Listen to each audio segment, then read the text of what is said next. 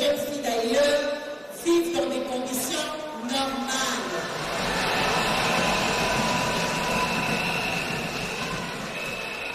Cela nous pousse à saluer votre engagement personnel. La campagne Tolérance Zéro immédiate que vous avez lancée en juin 2020 s'intègre naturellement dans la stratégie nationale dont le plan d'action a des implications avec le plan d'action national et la déclaration de campagne. Ceci matérialise votre volonté politique afin d'éradiquer les violences dans notre cher et beau pays. Vous vous êtes investi dans la masculinité positive. Vous vous investissez dans le dialogue pour la recherche de la paix. Nous saluons aussi cette initiative de créer un ministère délégué aux personnes vivant avec handicap. C'est vraiment une action forte. Et votre nom en dit mieux, Fachi Béton.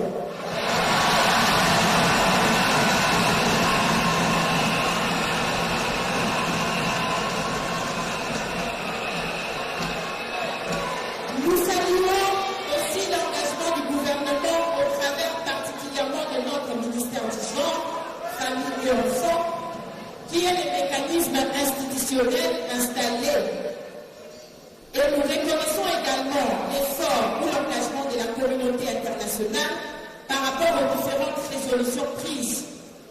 Nous reconnaissons aussi l'accompagnement des partenaires pour faire avancer l'agenda genre. En plus, pour ne parler par exemple que de la femme ou de la jeune fille dans les milieux ruraux, les dites violences anéantissent tout effort de production dès lors que les menaces qui pèsent sur elles les poussent à abandonner leurs champs ou à se rendre à la source ou à la rivière, privant ainsi leur famille et la société des ressources nécessaires à leur subsistance. Cependant, les efforts sur le terrain produisent des résultats. Au niveau national, à l'interne, il y a des mécanismes institutionnels tels que l'Agence nationale de lutte contre les violences faites à la femme, à la jeune et petite fille, à différents cycles. Le Fonds national pour la promotion de la femme et la protection de l'enfant, FONAFEL en cycle. Les décrets sur la prise en charge holistique des victimes et des survivantes, les fonds de réparation.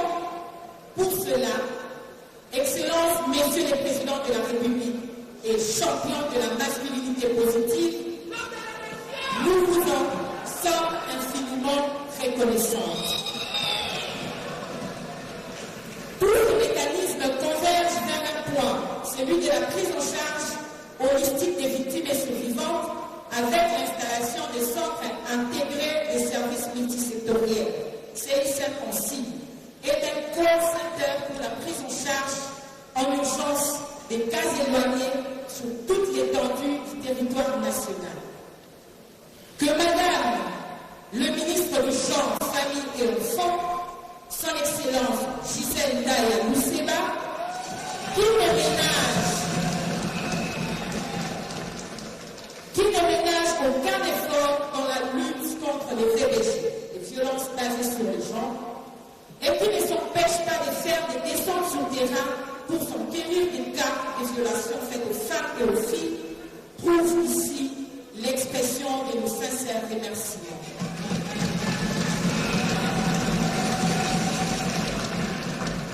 Bien plus, la République démocratique du Congo a procédé à la révision de sa stratégie nationale de lutte contre les violences basées sur le genre et de son plan d'action dans le but d'informer en vue d'une sensibilisation pérenne sur ces fléaux qui ternissent l'image de la femme, celle qui porte la vie, la donne au risque de perdre la sienne et aussi à l'obligation de la protéger. Maintenant, Excellences, Messieurs les Présidents de la République, chefs de l'État, quelles sont nos attentes? Nos attentes, d'abord, peu plus de moyens pour notre ministère. Je cite le ministère du genre, famille et enfants.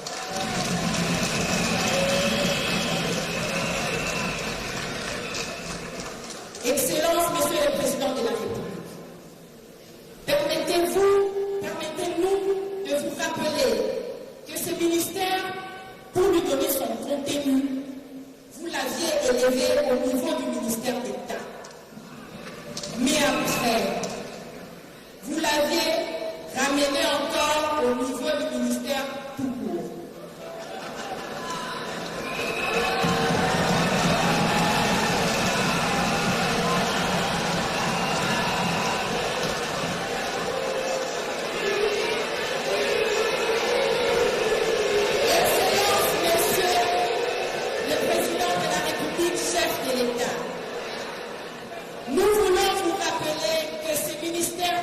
Son contenu, vous l'aviez élevé au niveau du ministère d'État.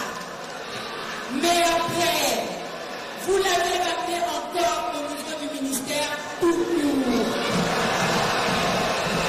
Ce n'est pas que vous n'accordez pas d'attention à cela, mais seulement vous nous avez placés haut et nous n'avons pas compris pourquoi. Nous avons baissé les niveaux.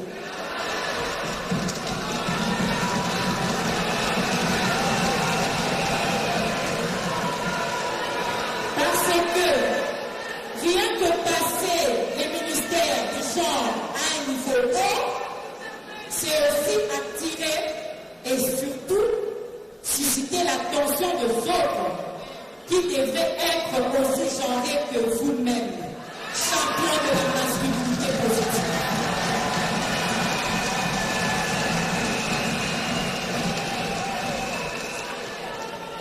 Excellence, Monsieur le Président de la République, chef de l'État, encore une fois je dis, champion de la masculinité positive, les femmes congolaises plaident pour l'instauration de la paix sur toute l'étendue de la République démocratique du Congo, et particulièrement dans sa partie est où nous subissons une agression. Nous disons haut et fort que la République démocratique du Congo restera une et indivisible.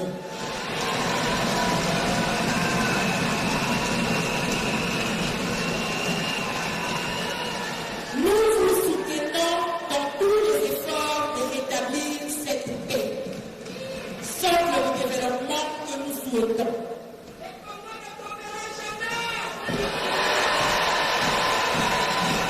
Excellence, Monsieur le Président de la République, chef de l'État, la paix, la sécurité sont des besoins fondamentaux que les femmes ici présentes, en proie à un conflit violent, désirent et recherchent à tout prix. Les foulards blancs sur nos têtes symbolisent la paix tant recherchée.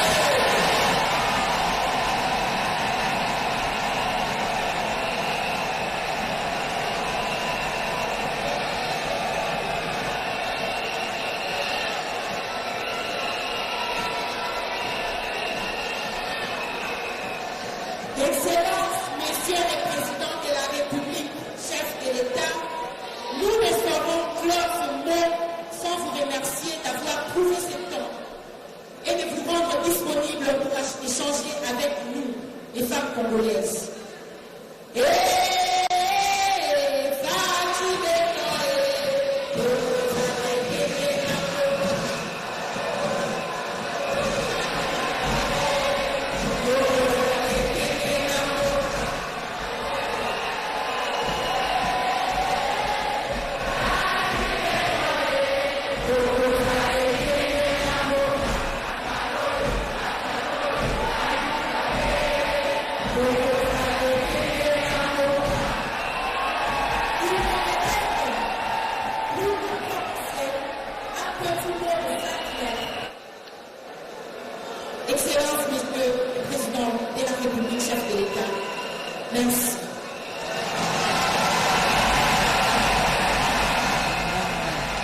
réchauffé la salle encore une fois, électrisé la salle avec son message. Vous avez suivi les femmes qui ont autour de leur tête des tissus blancs, les ont agités pour symboliser la demande de la paix qui favorise le développement, l'autonomisation et tout ce dont le pays a besoin parce que la femme est victime de plusieurs choses et aujourd'hui elle a eu ce courage de s'exprimer.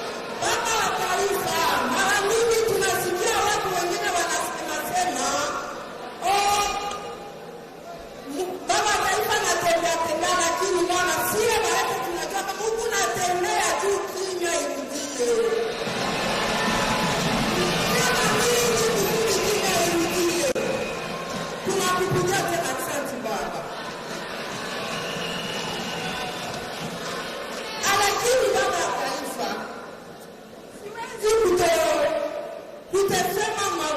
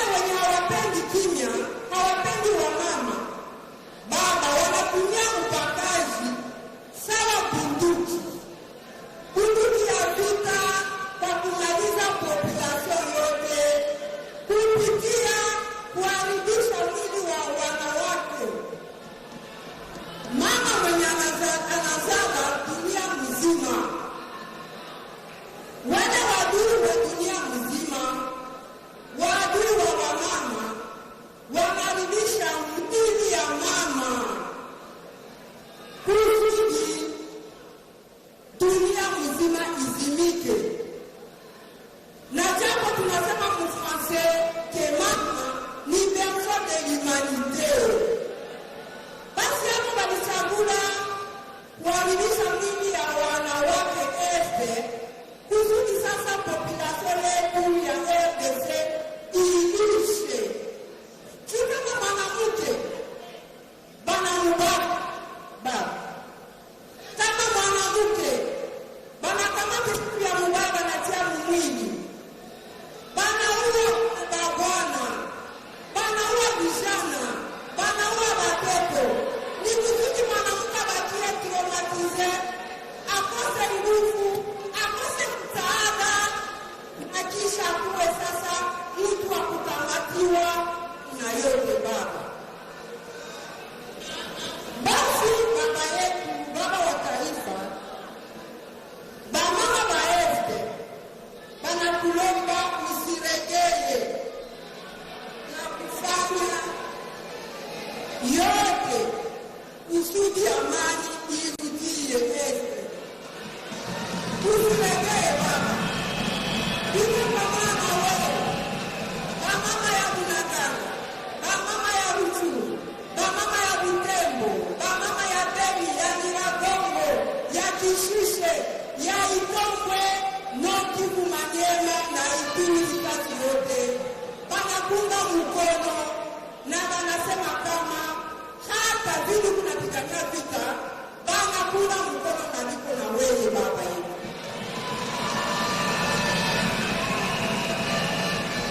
Adui chakula kimya, Mungu hawezi kukuacha. Mungu hata kuacha hata siku moja. Ila baba wa taifa, baba yetu, leo ni siku ya 8 mwezi Machi, siku kabambi ya wamama dunia yote. Wamama waeste wanalomba nchi zote za Nations Unies, za Union Européenne, za Union Africaine zimuunge mkono, zisindikize nchi yetu RDC kurudisha amani yenye nchi ilipoteza miaka mingi. Wanaomba tena kupigania assistance humanitaire kwa wadeplase kaya Kanyaruchinya na makao zote kwenye kuko wadeplase de guerre, kujikaza na msaada ya wale wengine wasema nchi zingine wakusaidia kusudi assistance humanitaire ifike kule. Wamama tena baba wanalomba leo ni 23 ile mouvement ya 23 mars ya M23 iishe, itoke Mkongo ya 23 mars 2023. Ile mouvement baba tusifikie hata siku moja. Mwisho wa mama wanaipatia ni 23 mars 2023. Juu kwa 8 ni mwezi wa kuheshimisha wamama. Lakini ile mouvement inasema ilikuwa kreye mu mois de mars 2023. Ndio maana wamama nabo wanasema baba wa taifa niko pamoja, lakini ile habari ya M23 le 23 mars 2023 wamama hawapendi waisikie tena mnafikio.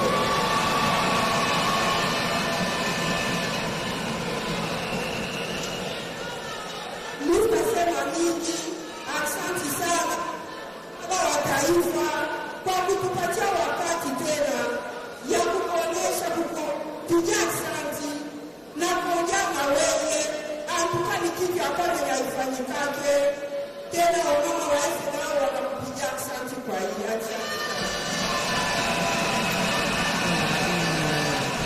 Intervention encore une fois d'une femme activiste de la société civile des Ifora qui demande au M23 créé un certain 23 mars puisse sortir du territoire congolais à la date du 23 mars 2023. C'est un ultimatum adressé aux rebelles, adressé à ceux qui convoitent la République.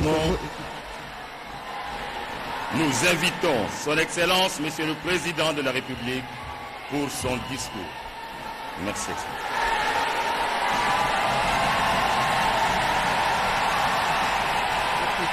Beaucoup de matière, c'est le moment pour le Président de la République de répondre de manière spontanée. Son adresse est très attendue par les femmes qui se sont exprimées avec force et qui ont l'espérance d'avoir été écoutées par le chef de l'État. C'est lui qui doit trouver des solutions aux problèmes auxquels est confronté notre pays, et les femmes s'expriment sous plusieurs formes.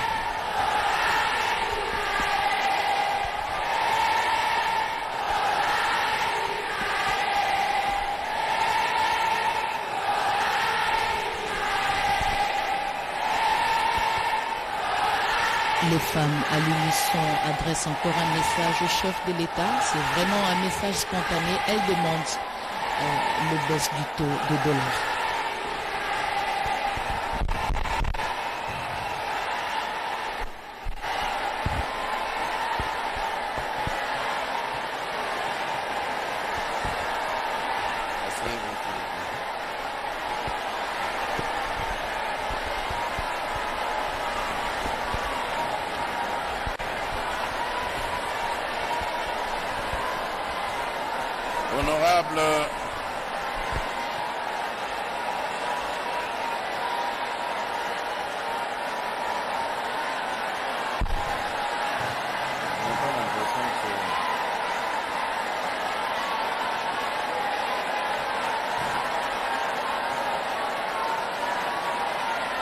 Honorable Président de l'Assemblée nationale,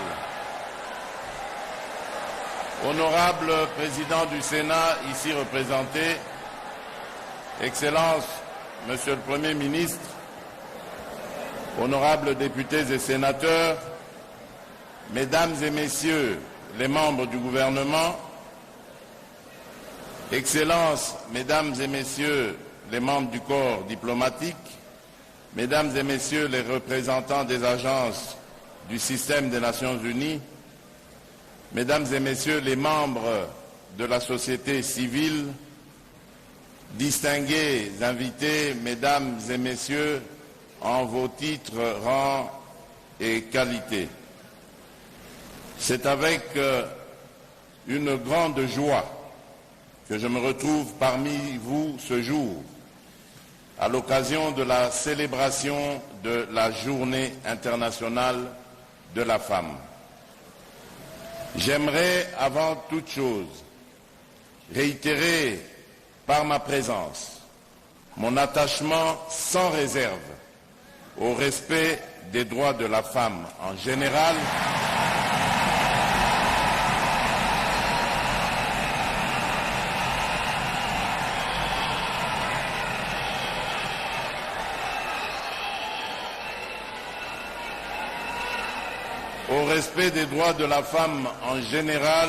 et à ceux de la femme congolaise en particulier.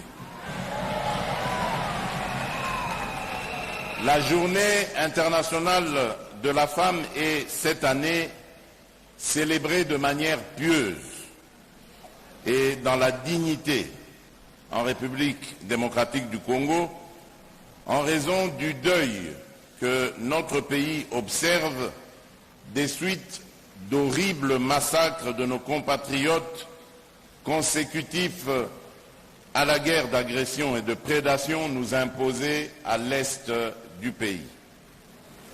Comme vous le savez, l'agression dont nous faisons l'objet a un impact négatif majeur sur les populations civiles, particulièrement auprès des femmes et des enfants qui sont les plus exposés aux viols et autres violations les plus graves des droits de l'homme.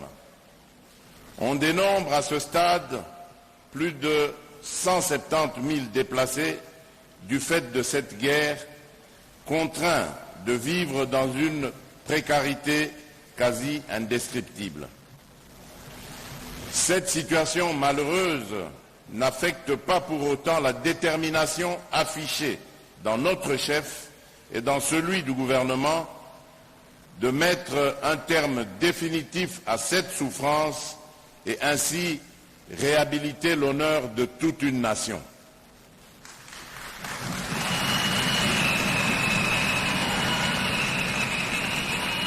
C'est ici le lieu de rendre un vibrant hommage à toutes les femmes congolaises qui se battent contre l'agression dont est victime notre pays par son voisin le Rwanda et de saluer par la même occasion la mémoire de toutes nos filles, jeunes filles et mamans fauchées par la barbarie de nos agresseurs sous couvert du mouvement terroriste du M23 qui sème la désolation et la mort dans notre pays. Ainsi,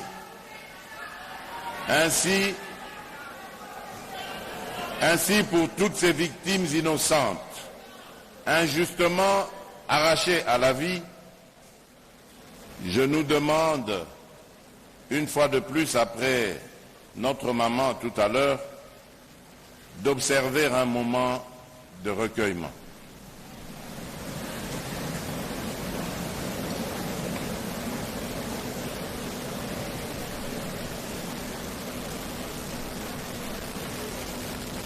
Je vous remercie.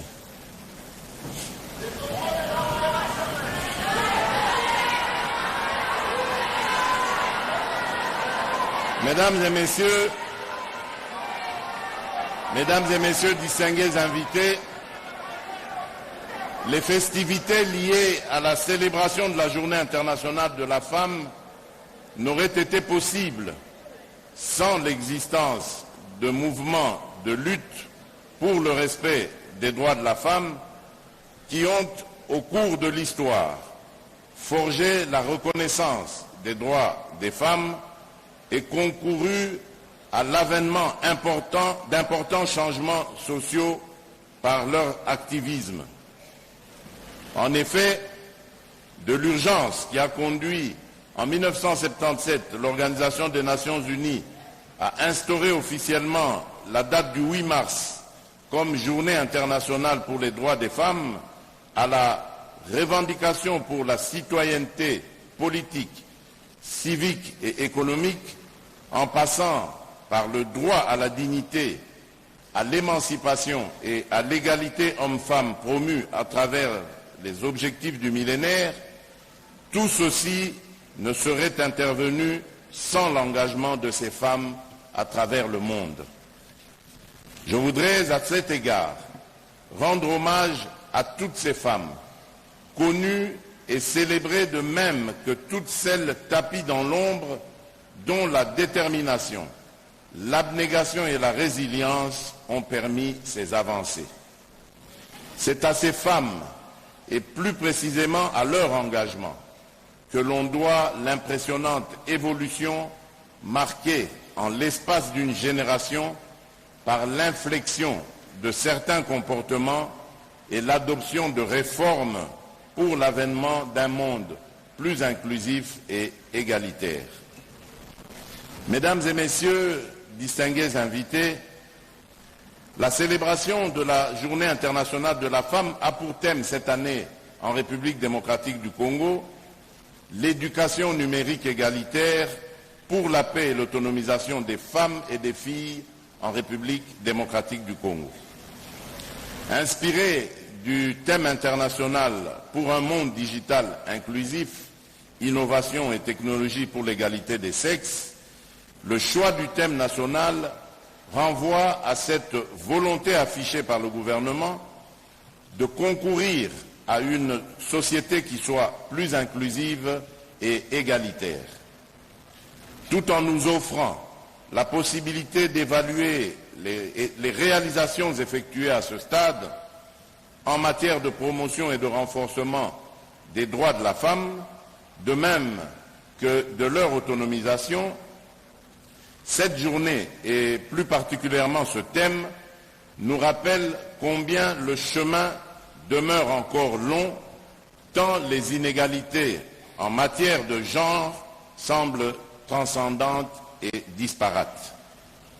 Pour ce qui relève du numérique, par exemple, les fractures sociales observées en matière de genre dans la société de manière générale peuvent avoir un impact hautement significatif dans l'accès et l'éducation des filles, jeunes filles et femmes aux nouvelles technologies. Pour venir à bout de ces inégalités, j'ai entrepris, dès l'entame de mon mandat, une série d'actions visant à réduire ces inégalités et à faire le lit de l'avènement d'une société plus égalitaire, aussi bien en République démocratique du Congo qu'en Afrique. Il y a lieu de citer notamment l'adoption de la stratégie nationale révisée de lutte contre les violences basées sur le genre en 2019, le lancement de la campagne Tolérance zéro immédiate en juin 2021, l'organisation de la conférence des chefs d'État et de gouvernement de l'Union africaine sur la masculinité positive en novembre 2021. Outre ces actions, d'autres, telles que la mise en place d'un fonds de promotion des initiatives économiques des femmes, doivent voir le jour.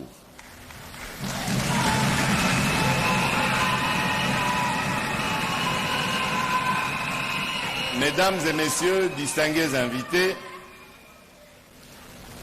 ces efforts doivent se poursuivre, car il nous incombe à tous, collectivement, d'œuvrer à l'autonomisation de la femme comme acteur de premier plan, au même titre que l'homme dans la société.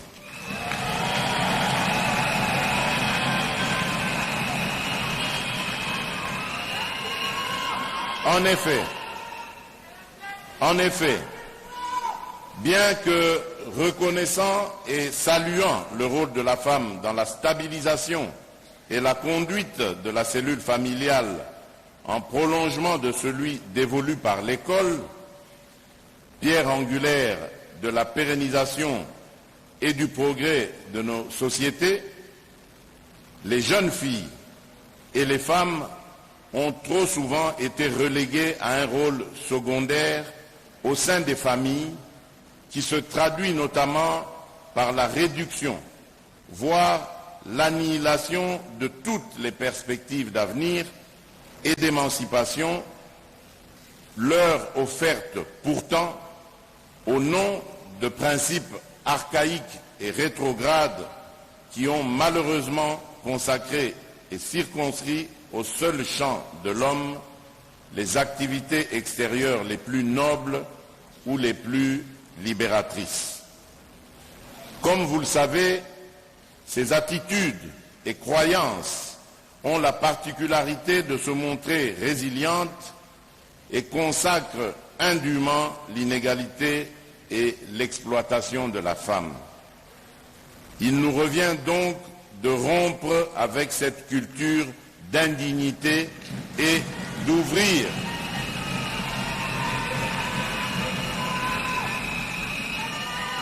Je disais, il nous revient donc de rompre avec cette culture d'indignité et d'ouvrir les horizons d'une société paritaire et égalitaire, notamment l'accès des filles, jeunes filles et femmes à l'éducation, tout en n'omettant pas de veiller au renforcement de leurs droits fondamentaux, condition sine qua non pour aboutir à l'avènement d'une société où les disparités et autres discriminations basées sur le genre n'auront plus droit de cité.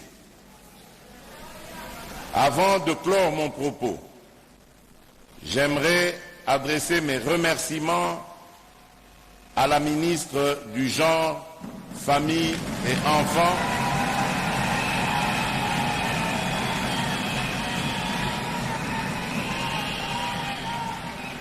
je disais, j'aimerais adresser mes remerciements à la ministre du Genre, Famille et Enfants, ainsi qu'à tout son ministère, et également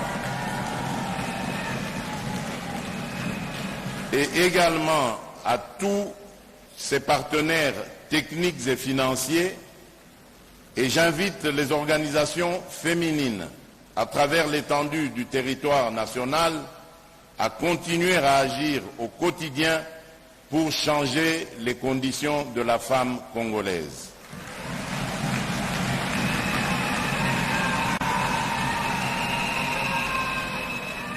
Enfin, je formule le vœu de voir la femme de la République démocratique du Congo vivre dans un monde exempt de violences sexuelles, un monde où le numérique sera à la portée de toutes, et j'entretiens l'espoir de voir un Congo qui assure pleinement l'égalité des sexes en matière d'innovation, d'accès aux nouvelles technologies et d'éducation au numérique. À toutes nos mères, sœurs et filles, je souhaite une bonne et heureuse journée internationale de la femme.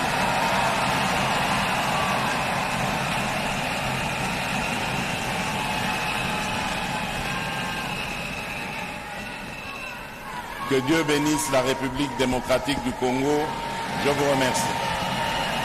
Voilà l'adresse du président de la République, suivie avec beaucoup d'attention par les femmes. Le chef de l'État, avec beaucoup d'humilité, a reconnu la situation que vit la femme, beaucoup plus dans l'est du pays, butin de guerre, esclave sexuel, mais il a compris... Excellence, Monsieur le Président de la République, ainsi prend fin la cérémonie de ce jour. Par contre, nous annonçons que les festivités liées à la Journée internationale de la femme se poursuivront selon le programme du ministère du Genre, Famille et Enfants. Ainsi, nous vous prions de rester debout pour saluer le départ de son Excellence, Monsieur le Président de la République. Ainsi prend fin la cérémonie officielle, la seule, organisée par le gouvernement pour commémorer le combat de la femme congolaise qui se bat, la femme congolaise qui tient l'économie informelle, la femme congolaise qui réveille la société à travers ses activités qu'elle entreprend très tôt le matin, cette femme qui ne recule pas, cette femme qui fait confiance au développement de ce pays et qui formule les recommandations. Vous avez suivi les interventions de toutes ces femmes qui sont en train d'être saluées par le chef de l'État en ce moment, qui ont résumé chacune dans un secteur particulier les messages des femmes qui ont besoin de l'accès au numérique, qui ont besoin de la formation, qui ont besoin d'un traitement égalitaire en termes d'avantages. Elles ont reconnu la promotion de certaines d'entre ces femmes au poste de décision. On a cité nommément la directrice de la Banque centrale, mais ça nous permet aussi de citer Sylvie Elengue, directrice générale de la RTNC, une femme qui a été promue à la tête de ce média stratégique qui est un média d'État. Beaucoup de femmes aujourd'hui à l'Assemblée nationale, au niveau du Sénat, beaucoup d'avancées ont été réalisées, mais ce n'est pas tout. Les femmes demandent un peu plus d'efforts, au point qu'elles ont sollicité du chef de l'État, elles ont sollicité de la CENI des contraintes pour qu'il y ait à la fin de ces élections prévues en 2023 à atteindre près de 200 femmes au sein de l'Assemblée nationale pour être aux côtés des hommes, pour participer au vote des différentes lois. C'est vraiment un vœu exprimé par ces femmes qui ont été écoutées par le président de la République avec beaucoup d'attention. C'était vraiment un moment original, un moment inédit qui était organisé par le ministère du genre. Voilà, toutes ces femmes vont bientôt quitter la salle du congrès du palais du peuple.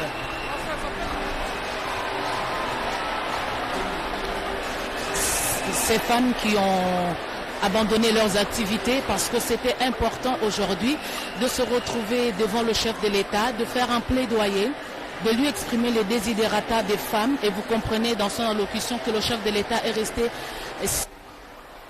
à l'adresse de toutes ces femmes, les femmes rurales, les femmes politiques, les femmes de la finance, les femmes dans toute leur diversité ont été écoutées par le chef de l'État. C'est un moment d'échange inédit, je crois que c'était important et cela va rester dans les annales de la République démocratique du Congo. Les femmes sont engagées politiquement, elles ont été visibles dans cette salle, mais elles ont demandé plus de contraintes pour la loi électorale aux responsables des partis politiques de former les femmes pour qu'elles soient alignées sur des listes électorales. Les femmes ont également salué les innovations contenues dans la loi électorale qui ne fait pas payer des cautions sur des listes paritaires. C'est vraiment un couloir offert aux femmes pour qu'elles s'affirment dans le combat politique. Les déplacements des populations dans l'est du pays qui touchent beaucoup plus les femmes. Le chef de l'État lui-même a communiqué à peu près 170 000 personnes. La majorité sont des femmes. Et le président de la République a rendu hommage à ces femmes résistantes qui continuent à travailler pour que le pays tienne. Parce que sans la femme, on ne sait pas avancer. C'était vraiment des moments d'échange avec des messages poignants pour que le chef de l'État sache que les femmes sont attentives. Elles sont en train de suivre tout ce qui est en train d'être fait et elles exigent la continuité pour atteindre une société égalitaire. Astrid Okon.